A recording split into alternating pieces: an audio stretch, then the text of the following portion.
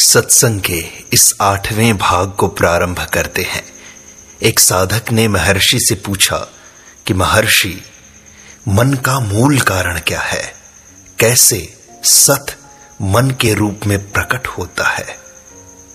तब महर्षि ने कहा, यदि हम प्राथमिकता तथा महत्व के अनुसार संकल्पों को क्रमबद्ध करें तो मैं का भाव सबसे अधिक महत्व का स्थान लेगा। व्यक्तिगत भाव अथवा संकल्प भी सारे अन्य संकल्पों का मूल है, क्योंकि प्रत्येक विचार तथा संकल्प किसी व्यक्ति के संकल्प के रूप में ही उदय होता है। बिना अहंकार के मन का तथा संकल्पों का स्वयं अपना कोई अस्तित्व नहीं है। अतः अहंकार के द्वारा ही संकल्प वृत्तियां प्रकट होती हैं। उत्तम पुरुष के बिना द्वितीय एवं तृतीय पुरुष प्रकट नहीं हो सकते। उत्तम पुरुष के उद्भव के उपरांत ही उनका उद्भव संभव है। इसलिए इन तीनों ही पुरुषों का उदय तथा लोप एक साथ होता है। अतः मैं या जीव का मूल कारण ढूंढो। मैं का भाव शारीरिक अहम के लिए ही संभव है तथा शरीर या इंद्रियां ही इसका आधार हैं। क्या इसका केंद्र शरीर में है तथा क्या इसका किसी अंग विशेष से संबंध है? जैसे कि वाणी का केंद्र तथा प्रेम का केंद्र मस्तिष्क है, क्या इसी प्रकार मैं का केंद्र मस्तिष्क, रक्त अथवा अंतरंग में है? संकल्प शक्ति मस्तिष्क तथा मेरुदंड में केंद्रित रहती प्रतीत होती है और उनमें जो रक्त प्रवाह हो रहा है, जिसमें वायु तथा भोजन मिला हुआ है, उससे उसे पोषण मिलता है, जो स्नायविक शक्ति पदार्थ में बदल जाते हैं। अस्तु, स्थावर जीवन अथवा जीवनदायक शक्ति एवं रक्त प्रवाह, श्वसन, पाचन आदि प्राणी के अस्तित्व हैं। अतः मन जीवन शक्ति का प्रत्यक्षीकरण है, जिसकी हृदय में रहने की कल्पना की जा सकती है।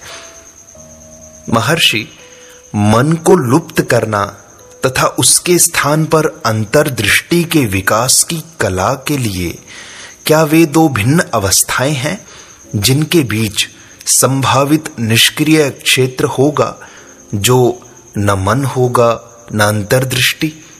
क्या आत्म साक्षात्कार के लिए मानसिक क्रियाओं का अभाव आवश्यक है? अभ्यासी के लिए दो मुख्य अवस्थाएं हैं। इनमें ऐसा निष्क्रिय क्षेत्र भी है जिसमें या तो मानसिक क्रिया का अभाव रहता है अथवा जहां आत्मानुभूति भी नहीं हो पाती। ये स्थितियां सुषुप्ति, अचेतन, मूर्छापन, पागलपन इत्यादि हैं। तो महर्षि, पहले प्रथम अवस्था पर विचार करें तो प्रश्न उठता है कि मन को किस प्रकार निष्क्रिय कर दें अथवा सापेक्ष चेतन के परे किस प्रकार हो। मन स्वभावतः ही चंचल है। पहले इसको चंचलता से मुक्त करो, इसे शांत करो, इसे उच्चाटन से मुक्त करो। मन को अंतर्मुखी होने का अभ्यास करो, यह इसका स्वभाव ही बन जाए। यह बाह्य जगत की उपेक्षा से तथा मानसिक शांति के मार्ग में जो भी बाधाएं हो, उनको दूर करने से होगा। तो महर्षि, मन से चंचलता को कैसे दूर करें? बाहरी संपर्क अथवा मन से भिन्न विषयों के संसर्ग से मन चंचल हो उठता है। अतः अनात्म विषयों से वैराग्य प्रथम प्रयास है। इसके बाद आत्मनिरीक्षण तथा एकाग्रता स्वभाव में आ जाए। यह इंद्रिय निग्रह बाह्य एवं आंतरिक शम दम आदि से प्राप्त होती है, जो अंततः समाधि में परिणत होती है। तो महर्षि, इनका अभ्यास किस प्रकार किया जाए? बाहरी दृश्य जगत क्षणभंगुर है, इसके चिंतन से वैराग्य होगा। अतः सर्वप्रथम एवं महत्वपूर्ण यत्न आत्मविचार का है। जब आत्मविचार का अभ्यास निरंतर सहज ही होता है तो उससे स्वतः ही धन, यश, आराम, सुख आदि के प्रति उपेक्षा उत्पन्न हो जाती है।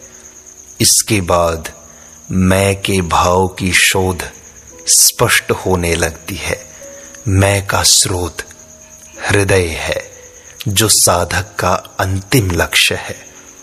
कदाचित आत्मविचार का मार्ग साधक के स्वभावानुकूल न हो तो उसे किसी इष्ट के प्रति भक्ति भाव धारण करना होगा। इष्ट चाहे ईश्वर हो, गुरु हो, मानव जाति हो, आदर्श आचारों के नियम हो, चाहे सौंदर्य का भाव हो, यदि इनमें से कोई भी साधक को अपनी पकड़ में ले लेगा तो अन्य राग क्षीण होते जाएंगे, अर्थात वैराग्य में वृद्धि होगी। इससे अपने इष्ट में आस्था दृढ़तर होती जाएगी तथा अंत में पूर्ण दृढ़ हो जाएगी।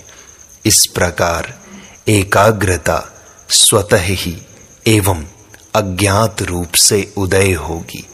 भावावेश तथा प्रत्यक्ष बाह्य सहायता हो चाहे न हो, आत्मविचार तथा भक्ति के अभाव में प्राकृतिक शांतिप्रद प्राणायाम का अभ्यास किया जा सकता है। इसे योग मार्ग की संज्ञा दी गई है। यदि प्राण जाने का भय हो तो सारे प्रयास प्राणों की रक्षा के लिए किए जाते हैं। यदि श्वास पर काबू पा लिया जाए तो मन की अपने प्रिय विषयों की ओर लपकने की सामर्थ्य नहीं रहती तथा मन ऐसा करता भी नहीं।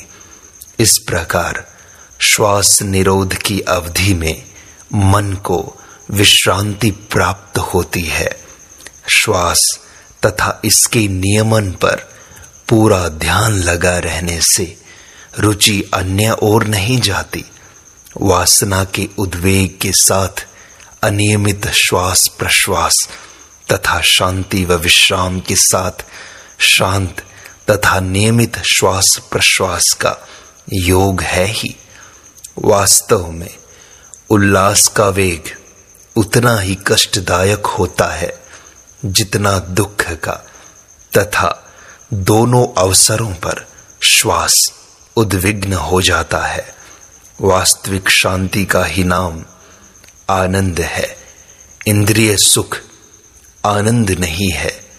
अभ्यास से मन ठीक होता है और शुद्ध हो जाता है।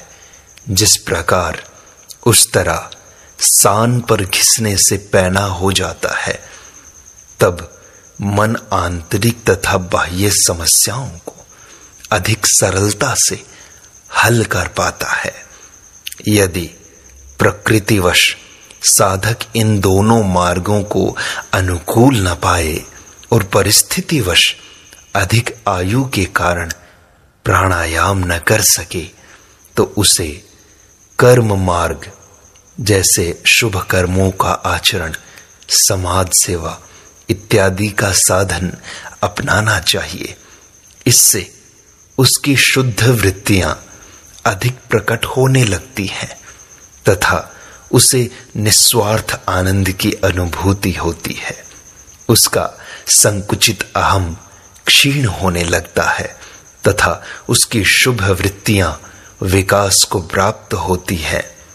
तब व्यक्ति उपरोक्त तीनों मार्गों में से एक पर चलने की योग्यता प्राप्त कर लेता है। इसी एक साधन से भी उसकी आंतरिक प्रेरणा का सीधे ही विकास होना संभव है। तो महर्षि, क्या किसी विचार प्रवाह अथवा प्रश्न श्रृंखला के द्वारा आत्म सम्मोहन की स्थिति उत्पन्न नहीं की जा सकती? क्या अविश्लेष्य मूलभूत झीनी अनुभूति तथा भ्रमात्मक मैं का विश्लेषण करते हुए इसे एक बिंदु में लय नहीं कर देना चाहिए?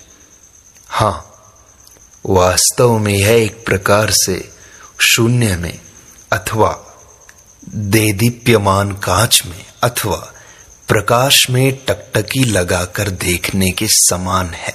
मन जब एकाग्र हो जाता है तो वह शांत हो जाता है। किसी एक बिंदु पर जब तुम मन को एकाग्र कर देते हो तो उसकी ऊर्जा खर्च नहीं होती जो अन्य विचारों पर खर्च होती थी। इसलिए मन की शांति के लिए एकाग्रता आवश्यक है और आत्मा की खोज के लिए भी। इसलिए जितना हो सके मन की शांति का अभ्यास करो, एकाग्र होने का अभ्यास करो।